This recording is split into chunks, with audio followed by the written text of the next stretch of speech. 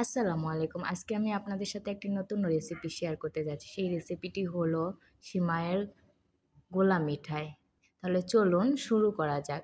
প্রথমে আমি ২ কাপ পরিমাণ লিকুইড দুধ নিয়ে নিয়েছি একটি বাটিতে।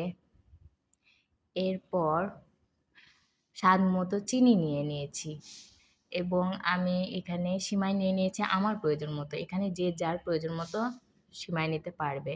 ১/২ কাপ পরিমাণ গুঁড়া দুধ নিয়ে নিয়েছি এবং ২ টি এলাচ ও ২ টুকরো দারুচিনি নিয়েছি। এবার চুলার উপরে একটি প্যান বসিয়ে দিলাম। এর মধ্যে লিকুইড দুধটি ঢেলে দিলাম। এর মধ্যে ২ টি এলাচ ও ২ টুকরো দারচিনি দিয়ে দিলাম। চিনিও দিয়ে দিলাম। এরপর এটি জাল করে নিব এবং কিছুক্ষণ ফুটাবো যতক্ষণ না পর্যন্ত এটা ঘন হয়ে আসে।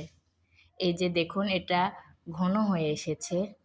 এরপরে আমি এই দুধের মধ্যে সিমাইটি ঢেলে দিলাম। এই সিমাইটি এখন অনবরত নাড়তে থাকব যতক্ষণ না পর্যন্ত এই সিমাইটি শুকিয়ে আসে। দেখুন সিমাইটি এখন শুকিয়ে এসেছে। এর মধ্যে আমি এখন গুঁড়া দুধটি ঢেলে দিব।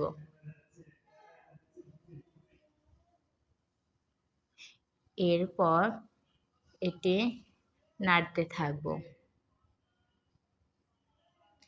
এই দেখুন সিমাইটি আমার রান্না হয়ে গেছে।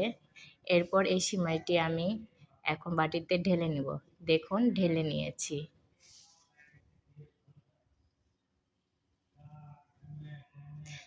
আমি হাতে তেল দিয়ে এখন এই সিমাইটি গোল শেপ দিয়ে নিব। তেল না দিলে হাতে লেগে যাবে এবং গরম লাগতে পারে। এ কারণে তেল দিলে এটি সহজেই বানানো যাবে এবং বেশি কষ্ট হবে না শেপটি দিতে। দেখুন তৈরি হয়ে গেছে আমার সিমাইয়ের গোলা মিঠাই।